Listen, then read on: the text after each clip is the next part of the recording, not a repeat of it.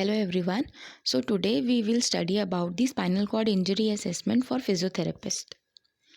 तो असेसमेंट जो होगा SCI का वो बेसिक रहेगा along in the line with the neurological assessment, but उसमें कुछ कुछ चीज़ें होंगी which will be specific to SCI. ठीक है, तो बेसिक असेसमेंट में जो सारी चीज़ें होती हैं वही सारी चीज़ें भी SCI के असेसमेंट में भी होंगी. सबसे पहले हम डेमोग्राफिक लेंगे पेशेंट का, which will include name, age, gender, handedness, occupation, address, phone number. अगर पेशेंट खुद से ना बता पाए तो उसके साथ कोई इन्फॉर्मेंट हो जैसे मदर, फादर या गार्डियन कोई भी, and then the date of assessment. Then the chief complain. अब जो चीफ कंप्लेन है वो पेशेंट के खुद के वर्ड्स में होनी चाहिए, हमें उसमें कुछ भी मेडिकल लैंग्वेज का वर्ड यूज़ नहीं करना. ठीक है, और इसमें हम ड्यूरेशन भी लिखेंगे कि जैसे अगर मान लो मुझे पेन है तो पेन कब से है वो हमें लिखना है कि 2 दिन से है, 10 दिन से है, कब से है. It is very important. फिर बात आएगी हिस्ट्री पे. तो हिस्ट्री पे ये सारी हिस्ट्री होती है जो हमें एक पेशेंट की लेनी चाहिए, whether it be any patient, SCI का हो, ऑर्थो केस हो, न्यूरो केस हो, पीडियाट्रिक कोई और केस हो, तो उसके अंदर हमें ये सारे पॉइंट्स कवर करने हैं. अब मैं आपको स्पेसिफिक बताऊंगी कि इनके अंदर क्या क्या points SCI spinal cord injury के पेशेंट के अंदर हमें कवर करने ज़्यादा ज़रूरी रहते हैं. Present illness. अब पेशेंट को इंजरी हुई है, स्पाइनल कॉर्ड की इंजरी हुई है, तो उसका हमें मैकेनिज्म ऑफ इंजरी पूछना है कि चोट लगी कैसे, कि तुम्हें कोई ट्रॉमेटिक था, कोई एक्सीडेंट हुआ था, फॉल हुआ था, या फिर नॉन ट्रॉमेटिक था, या किसी डिजीज़ की वजह से आपको स्पाइनल कॉर्ड इफेक्ट हो गई है, जैसे कोई इन्फेक्शन हो गया, ट्रांसवर्स माइलिटिस हो गया, हेमीवर्टेब्रे हो गई. इन सब के लिए जो आपका ऑनसेट था वो सडन था, एब्रप्ट था या डिलेड था. स्पाइनल शॉक का ड्यूरेशन, क्योंकि स्पाइनल कॉर्ड इंजरी होती है उसके बाद एकदम से बंदा स्पाइनल शॉक में चला जाता है. देन जहाँ पे आपका रीसेंट हॉस्पिटलाइजेशन हुआ है वहाँ के समरी या नोट्स देखेंगे हम. पास्ट मेडिकल हिस्ट्री में, क्योंकि स्पाइनल कॉर्ड इंजरी है तो हमें क्या किस तीन चीज़ों पे ध्यान देना है कि इनको कोई प्रायर लंग डिजीज़ तो नहीं थी, कोई एसोसिएटेड कोमॉर्बिडिटी तो नहीं है, और कोई पॉस्चरल डिफॉर्मिटी तो नहीं है. दीज आर इम्पॉर्टेंट पॉइंट्स, ये हमें ध्यान देने होते हैं. करंट मेडिकेशन में पेशेंट कौन सी दवाइयाँ ले रहा है, और स्पाइनल कॉर्ड, क्योंकि हमने पढ़ा कि अभी वो ट्रॉमेटिक भी हो सकती है, एक्सीडेंट भी हो सकता है, तो उसके साथ कहीं कोई और इंजरी तो नहीं हो गई, जैसे TBI हो गया, रिब का फ्रैक्चर हो गया, लंग इंजरी हो गई, कहीं और किसी बोन का फ्रैक्चर हो गया हो, तो वो सब हमें ध्यान देना है. Then the family psychosocial history and environmental history भी लेंगे आप. सोशो इकोनॉमिक हिस्ट्री जो होती है पेशेंट की वो हम लेंगे बाय मॉडिफाइड कुप्पू-स्वामी स्केल. तो ये पूरा स्केल होता है, उसके बाद हम इसकी स्कोरिंग कर लेते हैं, तो हमें पता चल जाता है कि पेशेंट कौन सी क्लास से बिलोंग करता है, और उस हिसाब से हम उसका ट्रीटमेंट प्रोटोकॉल और पेमेंट वगैरह डिसाइड करते हैं. देन आती है आपकी ऑब्जर्वेशन. अब आपने पहले चीफ कंप्लेन लिया, फिर आपने हिस्ट्री ली, ठीक है, फिर आप देखोगे पेशेंट को ऑब्जर्व करोगे. अब ऑब्वियसली हिस्ट्री के टाइम पे आप पेशेंट को ऑब्जर्व कर रहे हो, बट आपको डॉक्यूमेंट अप करना होता है. ठीक है, तो इसमें आप कॉन्शियस लेवल देखोगे पेशेंट का, बात कर रहा है नहीं कर रहा, ओरिएंटेड है नहीं, ठीक है, कोऑपरेटिव नॉन कोऑपरेटिव, उसका जो फेस है वो सिमेट्री में है कि नहीं, लिम्ब कैसे रखे हैं, उसके एटीट्यूड देखना है. अगर उसको ट्रॉमेटिक इंजरी है तो कोई स्कार, वूंड, हीलिंग वगैरह हो रही है कि नहीं, एडिमा या स्वेलिंग तो नहीं है, किसी लिम्ब का शॉर्टनिंग तो नहीं हुआ, टाइटनेस, कॉन्ट्रैक्चर, डिफॉर्मिटी देखोगे, कोई एबनॉर्मल मूवमेंट, इनवॉलेंट्री मूवमेंट तो नहीं कर रहा. देन अगर इफ़ ही कैन एम्बुलेट तो उसका पॉस्चर, गेट, और अगर एक्सटर्नल एड कोई यूज़ कर रहा है चलने में वो आप देखोगे. तो अब तक आप सिर्फ पेशेंट को देख रहे हो, आपने पेशेंट को अभी तक हाथ नहीं लगाया है. ठीक है, उसके बाद आती है आपकी पाल्पेशन में जैसे मान लो हम टोन देख रहे हो, तो आपने ऐसे पाल्पेट करके देखा कि टोन थोड़ी इंक्रीज़ लग रही है या बिल्कुल फ्लॉपी सा लग रहा है, डिक्रीज़ लग रही है, टेम्परेचर जो है वो इंक्रीज़ है या डिक्रीज़ है, स्कार देखोगे, एडहेरेंट नॉन एडहेरेंट, एडिमा उसका पिटिंग है या नॉन पिटिंग है. अब सबसे पहले आप SCI का पेशेंट देखो तो सबसे पहले उसके आपको चेक करने हैं वाइटल्स, और इनको नोट करना है. ठीक है, वाइटल्स में क्या आ गया, BP, heart rate, respiratory rate and temperature. अब हमारा पार्ट आता है main SCI assessment which includes the examination. ठीक है, तो एग्जामिनेशन में जो आपका नॉर्मल एग्जामिनेशन होता है, न्यूरो एग्जामिनेशन, उससे अलग होता है ये. ठीक है, because it is specific to spinal cord injury, है ना. तो सबसे पहले आप क्या देखोगे, higher mental function, cranial nerve, sensory and motor combined देखते हैं इसमें. Then the motor system, then the respiratory assessment देखेंगे, autonomic dysreflexia, bladder and bowel, aerobic capacity, gait and balance, integumentary system, self care and pain. Higher mental function हम MMSC या MoCA से देख लेंगे, ठीक है। इसके अंदर क्या आता है हमारा, क्या क्या देखते हैं हम इसके अंदर, consciousness, attention, orientation, memory, executive function, language and communication and perception. आप यूजुअली हम एमएमएससी और मोका यूज़ करते हैं, आप चाहो तो ये जो इसके पार्ट्स होते हैं, कॉन्शियसनेस, अटेंशन वगैरह, आप इनको अलग से भी चेक कर सकते हो, बट एमएमएससी और MoCA are very reliable and valid, तो हम उन्हीं का यूज़ करते हैं। This is the scale for MMSC and this is the scale of MoCA. अब आते हैं क्रेनियल नर्व एग्जामिनेशन पे। तो हमें सारी जितनी भी क्रेनियल नर्व है वो एग्जामिन करनी है। इसका मैं एक डिटेल वीडियो अपने चैनल पे डाल दूँगी। Then motor and sensory system, तो ये हम एक स्केल होता है that is ISNCSCI scale, that is international standard for neurological classification of spinal cord injury. उससे देखते हैं हमारा मोटर और सेंसरी सिस्टम। इसके लिए मैंने एक डिटेल्ड वीडियो बना रखी है कि हमें ये scale, this is the scale, कि ये स्केल हमें कैसे फिल करना होता है और हमें क्या क्या चीज़ें इसके अंदर देखनी होती है, स्कोरिंग वगैरह सब। तो अगर आपको वो देखना है तो आप मेरी वीडियो पे जाके चेकआउट कर सकते हो। इसके अंदर हम क्या देखते हैं, right and left motor sensory level देखना होता है हमें, मोटर एंड सेंसरी स्कोर देखना होता है। अब ये चीज़ें आपको उस वीडियो में मिल जाएंगी सारी, DAP, VAC, ZPP and NLI। अब जब ये स्केल हमारा भर जाता है उसके बाद हमें ये एशिया का स्केल की स्कोरिंग करनी होती है। इसमें हमने जो ये स्पाइनल कॉर्ड इंजरी होता है इसको हमने 5 पार्ट्स में डिवाइड किया है। A is complete injury and बाकी आर इनकम्प्लीट, ये भी आपको उसी वीडियो में मिल जाएगा। देन मोटर सिस्टम में हम कुछ चीज़ें और भी ऐड करते हैं, जैसे कि ranges, active and passive ROM देखेंगे हम। With the use of goniometer हम एक्टिव ROM असेस करेंगे। रिफ्लेक्सेस में superficial, deep and primitive reflexes देखेंगे हम। And the muscle strength, muscle tone दिखेंगे हम, कि जो इसकी मसल टोन है, क्योंकि यूजुअली इसके अंदर स्पास्टिसिटी आएगी, है ना, तो gradually increase during the first 6 months and then a plateau is reach after 1 year। अगर स्पास्टिसिटी है तो स्पास्टिसिटी को हम या तो मॉडिफाइड एशवर्थ स्केल से यूज़ करते हैं, विच इज़ जनरल स्केल, और SCI के स्पेसिफिक क्या होगा, SCI स्पास्टिसिटी इवैल्यूएशन टूल, ठीक है। अब जो मॉडिफाइड एशवर्थ स्केल है वो तो सभी को पता है कि एक 6 पॉइंट स्केल होता है and this is the scale, ठीक है। अब हम स्पेसिफिक बात करें, ये SCI सेट की तो एक सेल्फ रिपोर्ट क्वेश्चनियर होता है। इसमें हम 35 डिफरेंट एरियाज़ को एसेस करते हैं on a 7 point Likert scale. तो इसके अंदर ये सारे आइटम्स इंक्लूड होते हैं जो ये स्केल असेस करता है, ठीक है।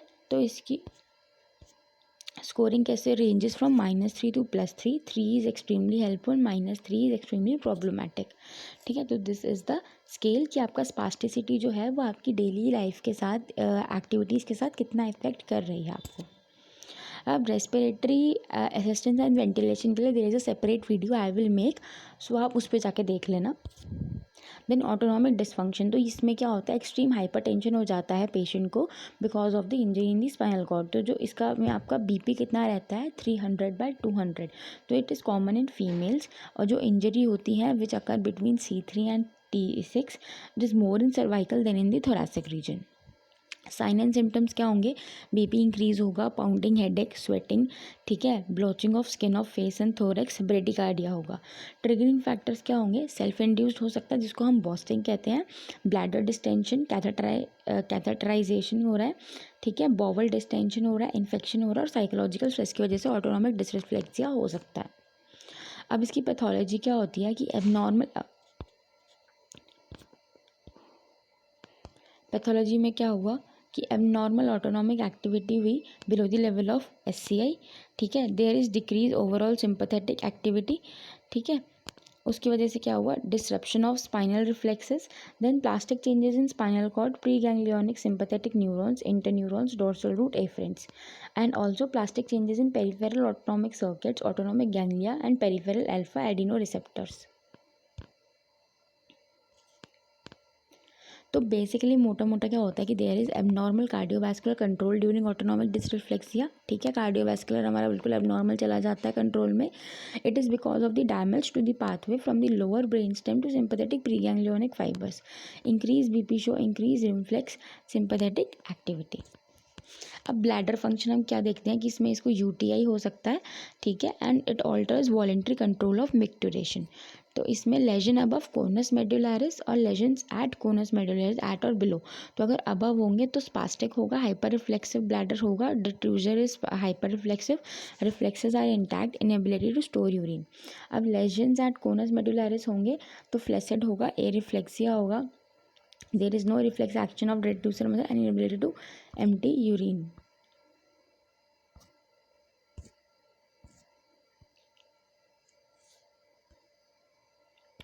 बाउल फंक्शन में क्या आ जाएगा हमारा कि lesions above S2 it is spastic reflexive bowel, और अगर S2 से कॉर्डिक वेना से नीचे है तो it is flexic flaccid. Then aerobic capacity. अब एरोबिक कैपेसिटी हम कैसे देखते हैं, by the 6 minute arm test, ठीक है। अब गेट एंड बैलेंस। अब गेट एंड बैलेंस के लिए कुछ स्केल हैं which are specific to SCI, which include walking index for SCI, SCI-5, wheelchair skill test and wheelchair circuit.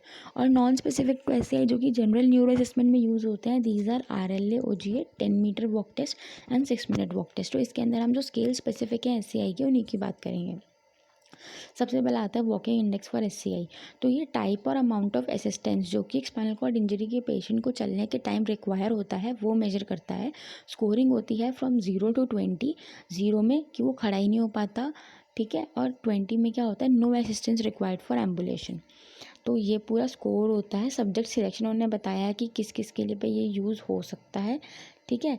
Most often ASIA A below T10 and ASIA B, C, D subjects में qualify. Individuals with tetraplegia would require motor strength in triceps of at least grade 3 और be able to support their body weight. तो ये इन्होंने कुछ indications दिखाए हैं कि सबसे ज़्यादा ये वाला स्केल किन लोगों में यूज़ होता है।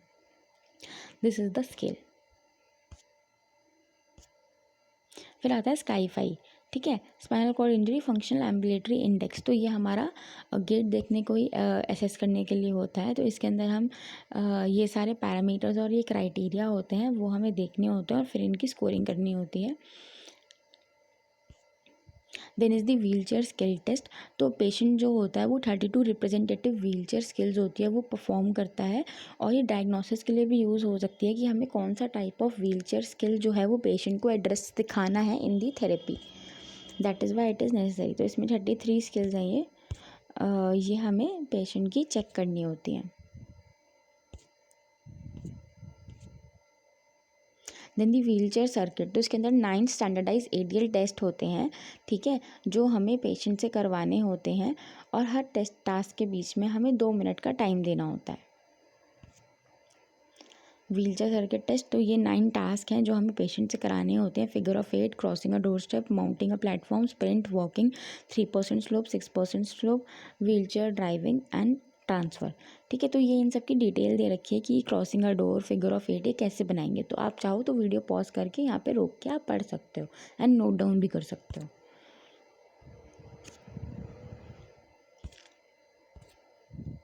Then self care. अब सेल्फ केयर की बात करें तो इसमें भी there will be some scales which will be specific to SCI and non specific to SCI। Non specific में हमारा FIM और FAM आ जाता है जो कि जनरल न्यूरो ऑर्थो असेसमेंट में हम यूज़ करते हैं। एंड स्पेसिफिक टू SCI में क्या आ गया, spinal cord independence measure, quadriplegia index of function, capabilities of upper extremity instrument. तो जो फर्स्ट स्केल है हमारा spinal cord independence measure SCIM, इसके अंदर 3 सब कैटेगरीज होते हैं और टोटल 19 आइटम्स होते हैं मिला के। तो 3 सब कैटेगरीज कौन सी होती है हमारी, self care, respiratory and sphincter management and mobility. ये पूरा स्केल है SCIM का। तो total SCIM score ranges from 0 to 100। 0 is a very bad score and 100 is मतलब it is totally independent. Then the next scale for self care is quadriplegia index of function. इसके अंदर क्या आता है हमारा कि जो स्मॉल सिग्निफिकेंट इम्प्रूवमेंट होती है ना टेट्राप्लीजिया लोगों के अंदर, वो बाकी स्केल मिस कर देते हैं बट ये वो इम्प्रूवमेंट भी देखता है। तो इसके अंदर हमारे 10 ADLs होते हैं एंड टोटल मिला के 37 आउटकम्स हो जाते हैं। तो जो इसकी स्कोरिंग होती है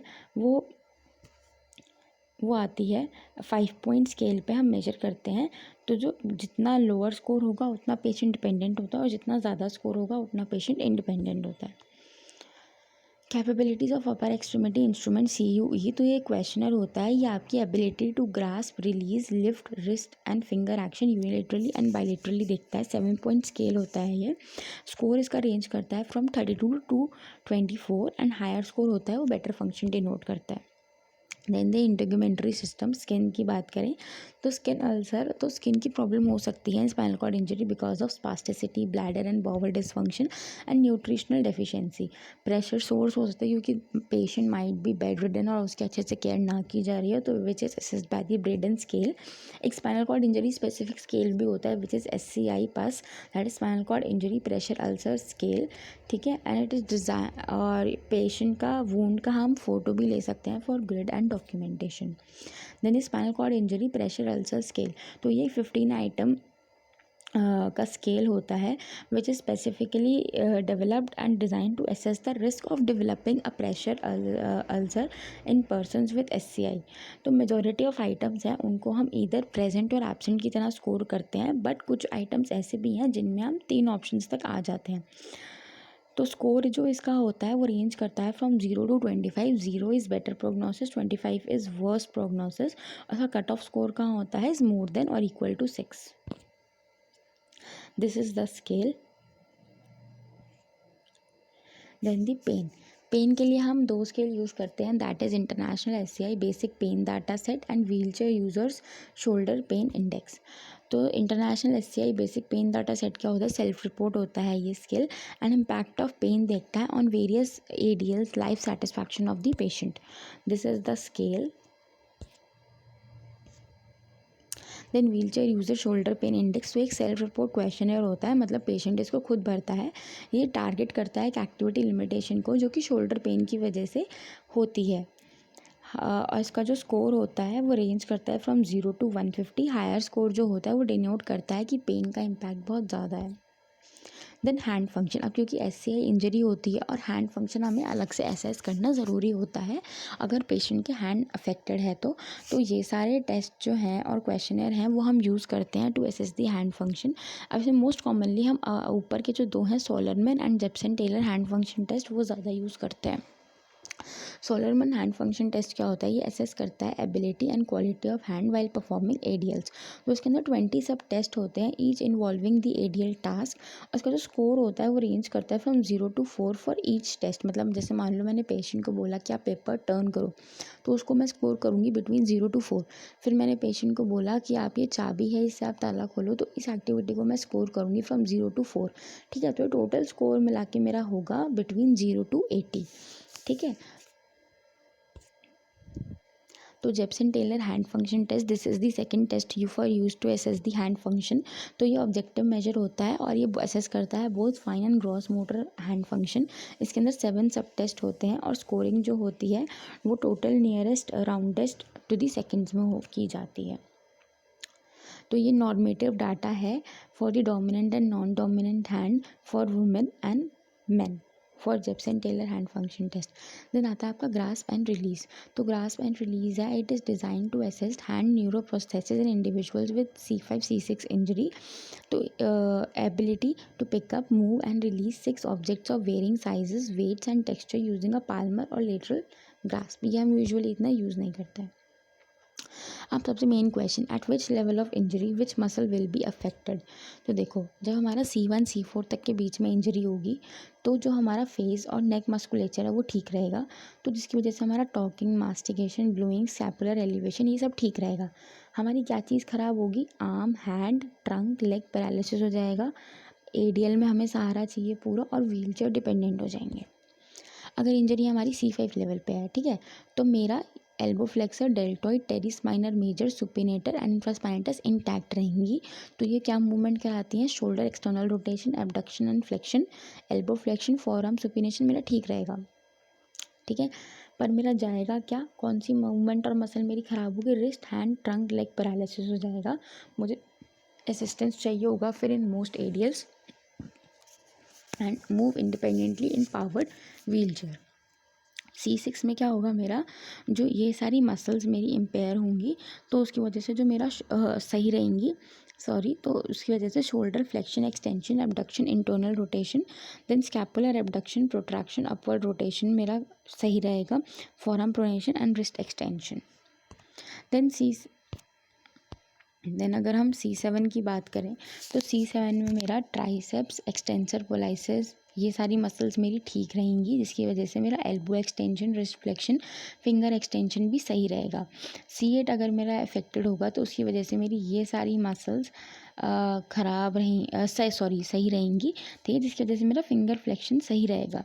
अब मूवमेंट मेरी क्या इम्पेयर होगी, तो मेरा हैंड, ट्रंक, लेग का पैरालिसिस होगा, independent in most activities but need assistance while walking.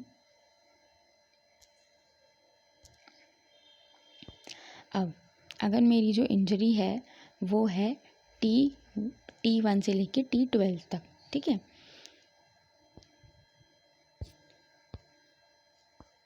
T1 से लेके T12 तक मेरी इंजरी है, तो जो मेरी इंटरकॉस्टल्स हैं, long back muscles, abdominal muscles, increase respiratory reserve, pectoral girdle stabilisation for lifting object, ये सब चीज़ें मेरी सही रहेंगी। अब अगर T1 से T5 के बीच में मेरी इंजरी है तो मेरा chest, abdomen, mid back muscle affected होगा, ट्रंक लेग पैरालिसिस होगा। बिटवीन T6 टू T12 में इंजरी है तो मेरी abdomen, lower back, leg affected होगा, ट्रंक लेग पैरालिसिस होगा। Patient uses manual wheelchair and independent in the most ADLs। Then L1, L2, L3 अगर मेरा ये इस पार्ट में इंजरी है तो मेरी ये सारी मसल्स जो हैं वो इंटैक्ट रहेंगी, जिसकी वजह से मेरा hip flexion, abduction and knee extension सही रहेगा। अगर मेरा L4, L5 और S1 में प्रॉब्लम है तो मेरी ये सारी मसल्स जो हैं वो सही रहेंगी, जिसकी वजह से मेरा hip flexion, knee flexion, extension, ankle dorsiflexion, plantar flexion, eversion and toe extension सही रहेगा। मूवमेंट और मसल मेरी क्या इम्पेयर होगी, loss of function in hip and leg, may need wheel chair और ब्रेस। देन S1 और S5 के बीच में there will be some loss of function in hip and leg, patient may be able to walk. Then problem list. अब problem list में क्या होगा कि जो प्रॉब्लम लिस्ट होगी वो आप हमेशा ICF मॉडल के हिसाब से बनाओगे, that is international classification of functioning disability and health which is given by WHO, और it is made in accordance with the condition, need and preference of the patient. इसके बारे में ICF मॉडल क्या होता है, कैसे देखते हैं, उसके बारे में मैं एक डिटेल्ड वीडियो बहुत जल्दी बनाने वाली हूँ। Then goals. अब आपने इतना असेसमेंट किया, इतना हिस्ट्री ली, इतना एग्जामिनेशन किया, तो ये क्यों किया, गोल्स बनाने के लिए, ठीक है। तो आप गोल्स कैसे बनाओगे, these are made in accordance with the problem identified. अब आपने इतनी मेहनत करके प्रॉब्लम आइडेंटिफाई करी, for example spinal cord injury का पेशेंट है, आपने देखा कि उसको स्पास्टिसिटी है, उसकी वजह से वो काम नहीं कर पा रहा है, मतलब मान लो उसके अगर हाथ में स्पास्टिसिटी ज़्यादा है तो वो खाना नहीं खा पा रहा, ठीक है। तो आपका गोल क्या हुआ, आपकी प्रॉब्लम क्या हुई कि उसको स्पास्टिसिटी है, ठीक है। आपने गोल क्या बनाया कि मुझे उसको इतना करना है कि एटलीस्ट अगर वो हाथ नीचे रख के ऊपर माउथ की तरफ लेके आ रहा है, पूरा नहीं लेके आ पा रहा, तो कम से कम हाफ वे डिस्टेंस तो कवर कर ले। तो ये आपने एक अचीवेबल गोल बनाया, ठीक है। तो goal should be made in keeping in mind the needs of the patient and the goal should be realistic. ऐसा गोल नहीं बनाना कि हाँ स्पाइनल कॉर्ड इंजरी का पेशेंट है, पूरा टेट्राप्लेजिया का पेशेंट है, तो मैं इसको सिर्फ एक हफ्ते के अंदर ही ठीक कर दूंगा। No, it is not realistic goal. तो आपका जो गोल है वो बिल्कुल रियलिस्टिक होना चाहिए, ठीक है। और इसको हम 2 में डिवाइड करते हैं into 2, short term goals and long term goals. तो जैसे पहले मान लो पेशेंट को स्पास्टिसिटी है, ठीक है, और पेशेंट को गेट एंड बैलेंस का भी प्रॉब्लम है, ठीक है। तो आपका शॉर्ट टर्म गोल क्या होगा कि पहले मुझे इसकी स्पास्टिसिटी ठीक करनी है, ठीक है, उसके बाद मैं इसके गेट एंड बैलेंस पे ध्यान दूंगा। तो पहले मैंने शॉर्ट टर्म गोल्स बनाए कि मुझे स्पास्टिसिटी ठीक करनी है, मुझे सेकेंडरी कॉम्प्लिकेशंस को होने से रोकना है, मुझे जो BP बढ़ जाता है उसका भी ध्यान रखना है, तो मुझे रिलैक्सेशन थेरेपी भी देनी है पेशेंट को, और जो ट्रिगरिंग फैक्टर्स हैं ऑटोनॉमिक डिसरिफ्लेक्सिया कि मुझे वो नहीं होने देने। तो these are the short term goals कि हाँ मुझे इन चीज़ों पर पहले ध्यान देना है, उसके बाद I will go on gait and balance. अब आप शॉर्ट टर्म गोल्स पे ध्यान दे रहे हो, आप स्पास्टिसिटी कम कर रहे हो, आप कॉम्प्लिकेशंस नहीं आने दे रहे, तो इनडायरेक्टली आप पेशेंट को उसका बैलेंस अचीव करने में भी हेल्प कर रहे हो, ठीक है। क्योंकि छोटी छोटी चीज़ मैं ये नहीं कह रही कि स्पास्टिसिटी से बैलेंस कनेक्टेड है, बट इन चीज़ों की वजह से क्या हो रहा है, स्पास्टिसिटी है, पेशेंट खड़ा नहीं हो पा रहा, तो पेशेंट अगर ढंग से खड़ा हो ही नहीं पाएगा तो वो चलेगा कैसे, उसका बैलेंस बनेगा कैसे। तो all these things are interrelated, ठीक है। तो आपको पहले शॉर्ट टर्म गोल्स अचीव करने हैं, उसके बाद आपको अपने लॉन्ग टर्म गोल्स अचीव करने हैं। आई होप इससे आपको थोड़ा आइडिया लग जाएगा कि आपको कैसे अपने SCI के पेशेंट का असेसमेंट करना है। If you like my video then please like, share and subscribe to my channel. Thank you.